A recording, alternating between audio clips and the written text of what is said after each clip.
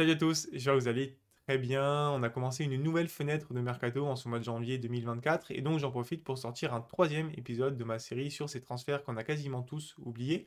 Et je surfe un petit peu sur l'actu puisque je vous propose un épisode spécial Coupe d'Afrique des Nations. Je vous parlerai uniquement de joueurs africains dont on a oublié certains transferts. On est parti.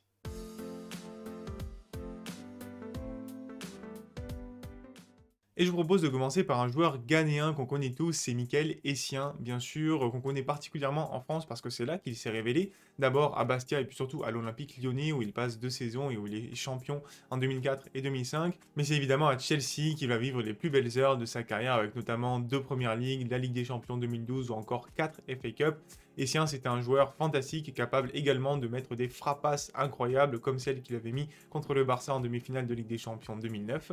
Il reste au total 9 ans sous contrat avec Chelsea avec un prêt au milieu lors de la saison 2012-2013 où il est en recherche de temps de jeu et il va rejoindre tout simplement le Real Madrid. Un choix pas anodin parce qu'il rejoint son coach de 2004 à 2007, José Mourinho, bien sûr. Ça va bien se passer au Real, 35 matchs joués, mais le club ne va pas lever d'option d'achat. Il retourne à Chelsea pour une nouvelle saison compliquée et il va faire 1 an et demi sous contrat ensuite dans un club italien que j'avais complètement oublié, c'est l'AC Milan, bien sûr, où là pour le coup ça va pas trop bien se passer, seulement 22 matchs joués en une saison et demie, et puis il terminera tranquillement sa carrière entre la Grèce, l'Indonésie et l'Azerbaïdjan. Et aujourd'hui, Michael Essien, il est coach adjoint au FC Nordjylland, un club danois qui bosse très très bien, et notamment avec beaucoup de joueurs ghanéens, qui a révélé récemment Souleymana ou encore Mohamed Koudou. Je vous mets quelques sources en description. Mon deuxième joueur, il est togolais et il a un parcours assez similaire, c'est Emmanuel Adebayor, bien sûr, qui s'est révélé également en France, cette fois-ci au FC Metz puis à l'AS Monaco. Il va faire le bonheur d'Arsenal pendant 3 saisons avec notamment 142 matchs disputés pour 62 buts marqués.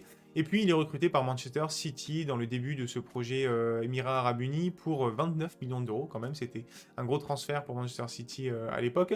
Sa saison 2009-2010, elle est plutôt bonne avec City, en plus elle est notamment marquée par cette célébration iconique face à Arsenal où il va traverser tout le terrain pour célébrer devant les supporters des Gunners. La saison suivante, c'est un petit peu plus dur pour Adebayor, il est plutôt dans la rotation à Manchester City, si bien qu'à l'hiver 2011, il est prêté au Real Madrid, encore ce club-là, pour 6 mois finalement qui vont pas trop mal se passer avec 22 matchs disputés pour 8 buts. Alors certes, il y a un triplé face à Almeria lors du dernier match de la saison, mais quand même, le Real ne va pas non plus lever l'option d'achat pour Adebayor qui va rebondir à Londres, mais chez l'ennemi d'Arsenal, Tottenham. Et finalement, en fin de carrière, on peut noter un truc assez marrant, c'est qu'il a passé quelques mois au Paraguay, au club Olympia, où il n'y jouera que 4 matchs en 6 mois. On enchaîne avec un joueur camerounais, Georges Kevin Nkoudou, qui avait un petit peu disparu des radars ces dernières années, mais qui revient sur le devant de la scène en jouant en Saudi Pro League à Damak FC, une des révélations de cette saison en Saudi Pro League, qui est 5e du classement.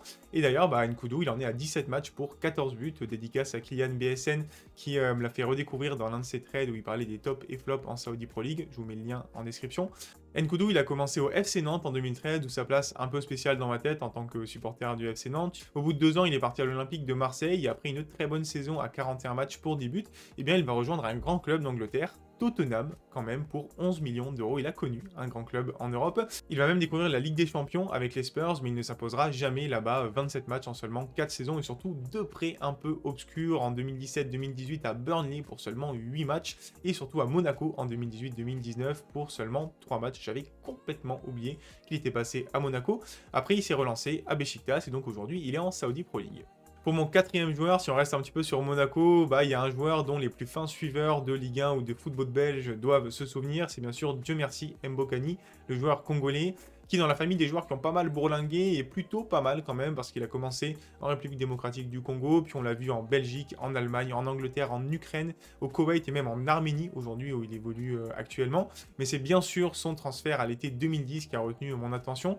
Il sortait d'une saison un peu compliquée avec le Standard de Liège, mais les deux d'avant étaient excellentes, au point que des clubs comme Liverpool s'étaient positionnés sur Mbokani. Finalement, c'est Monaco qui rafle la mise pour 7 millions d'euros et qui lui offre le numéro 9. Malheureusement, ça va mal se passer pour Mbokani, seulement 11 matchs et un petit but en une demi-saison, si bien qu'il est même prêté à l'hiver 2011 en Allemagne au VfL Wolfsburg où ça va pas du tout bien se passer non plus, 7 matchs pour aucun but et donc il va repartir en Belgique à la fin de saison au RSC Anderlecht cette fois-ci. Pour mon cinquième joueur, on va parler d'un Ivoirien cette fois-ci, un des plus grands éléphants du 21e siècle, c'est bien sûr Yaya Touré. Un profil si particulier parce qu'il a un physique de Golgoth, mais qu'en même temps c'était un magicien du ballon rond. Il y a plein de compilations de ce joueur qui sont incroyables.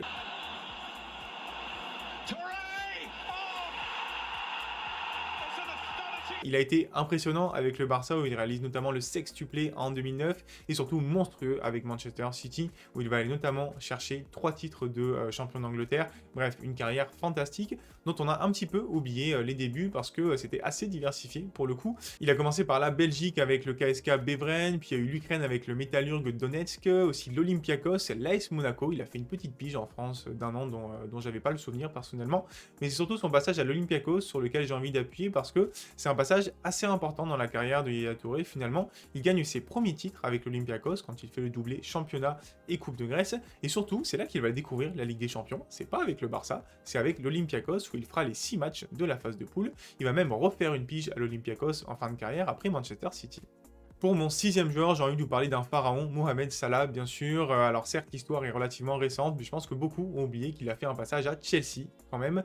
Mohamed Salah, il fait le bonheur de Liverpool depuis 2017, avec qui il a joué plus de 300 matchs pour plus de 200 buts. Cette saison encore, il est rayonnant avec les Reds, avec qui il a notamment remporté une Première Ligue et une Ligue des Champions. C'est quand même pas rien. Pourtant, le grand public a sûrement découvert Mohamed Salah un petit peu plus tôt, notamment à l'AS Rome où il fait 2 très belles saisons de 2015 à 2017, peut-être même à la Fiorentina où il fait 6 très bons mois en 2015, voire même encore avant au FC Bâle, c'est là où il s'est un petit peu révélé en Europe quand même, de 2012 à 2014, il fait 2 très bonnes saisons avec le club suisse. Mais ce qu'on oublie souvent, c'est que bien entre le FC Bâle et la Fiorentina, il y a eu Chelsea qui l'a recruté au FC Bâle justement. Il rejoint les Blues de José Mourinho à l'hiver 2014, et si ses débuts vont être plutôt prometteurs, 14 matchs pour 4 buts et 3 passes décisives en 6 mois. Le début de saison suivant est assez complexe et finalement il sera donc prêté à la Fiorentina dans le cadre notamment du recrutement de Cuadrado à Chelsea. Et un an plus tard, il sera recruté par la AS Rome et donc au total, il n'aura même pas joué 30 matchs avec les Blues de Chelsea. Pour mon 7e et avant-dernier joueur, je vais vous parler d'un scénario plutôt inverse pour le coup avec l'attaquant nigérian Victor Moses, qui lui a pas mal bourlingué aussi. Il aura fait 9 clubs différents, mais il aura seulement appartenu à 4 clubs différents. Parce que en gros, en 2012, Chelsea le recrute à Wigan, chez qui il avait passé 2 bonnes saisons quand même, il était pas trop mal. Et avec Chelsea, ça va plutôt bien se passer lors de la première saison, où il fait 43 matchs pour 10 buts et 2 passes décisives. Il y aura aussi 2 bonnes saisons de 2016 à 2018 sous les ordres d'Antonio Conte, où il fait à chaque fois à peu près 40 matchs par saison. Et puis entre-temps, c'est des prêts sur chaque saison jusqu'en 2021 où il sera transféré finalement au Spartak Moscou en Russie, chez qui il avait déjà fait un prêt. Et parmi tous ces prêts, il y en a 2 qu'on peut noter. Le premier, c'est celui à Liverpool en 2013-2014, où ça va pas très bien se passer. Il fait seulement 22 matchs pour 2 petits buts. Et puis ensuite, il y en a encore plus obscur à l'Inter Milan en 2019-2020. J'avais complètement oublié que Victor Moses avait joué en Italie. En même temps, il n'a pas beaucoup joué, seulement 20 matchs pour 5 passes décisives et aucun but. Et pour mon dernier joueur, je termine par un autre attaquant nigérian dénommé Victor aussi, mais cette fois-ci c'est le fer de lance de l'attaque des Super Eagles, c'est bien sûr Victor Osimhen, qui fait le bonheur du peuple napolitain depuis 2020 avec de superbes stats et surtout un Scudetto remporté la saison passée 2022-2023 où ça a été un des grands artisans. Mais nous, en France notamment, on l'a connu un petit peu plus tôt parce qu'il a fait un superbe passage au LOSC, bien sûr, en 2019-2020. En tant que fan nantais, je me rappelle particulièrement parce que son premier match avec Lille, c'était contre le FC Nantes. Il avait claqué un doublé pour que le LOSC l'emporte 2-1. Au total, c'est 13 buts en Ligue 1, 4e buteur de la saison à seulement 21 ans. Et en fait, Lille l'avait recruté suite à sa très bonne saison à Charleroi en Belgique en 2018-2019. Mais il faut savoir qu'à ce moment-là, il était prêté à Charleroi parce qu'il appartenait à un club allemand, le VfL Wolfsburg. Et oui, les Allemands l'avaient repéré lors du mondial moins de 17 ans en 2015, ils lui avaient offert un pré-contrat et il va jouer quand même pendant une saison et demie avec Wolfsburg, pas beaucoup de matchs finalement, 16 pour aucun but marqué, et donc il sera envoyé ensuite à Charleroi, mais quand même on peut dire que l'Italie du coup c'est son 3e grand championnat déjà à Victor Osimhen et ça je suis pas sûr que beaucoup le savaient. Et c'est sur cette doublette nigériane que je termine donc ce 3e épisode de ces transferts oubliés. J'espère qu'il vous aura plu. Comme d'habitude, si c'est le cas, n'hésitez pas à liker la vidéo, la partager, lâcher un petit commentaire et pourquoi pas vous abonner à la chaîne. N'hésitez pas à me dire en commentaire aussi s'il y a d'autres joueurs dont le transfert a été oublié, notamment africains dont je pourrais parler dans un prochain épisode. Et puis en attendant, je vous souhaite une très belle journée. Je vous dis à très bientôt pour parler foot. Ciao ciao.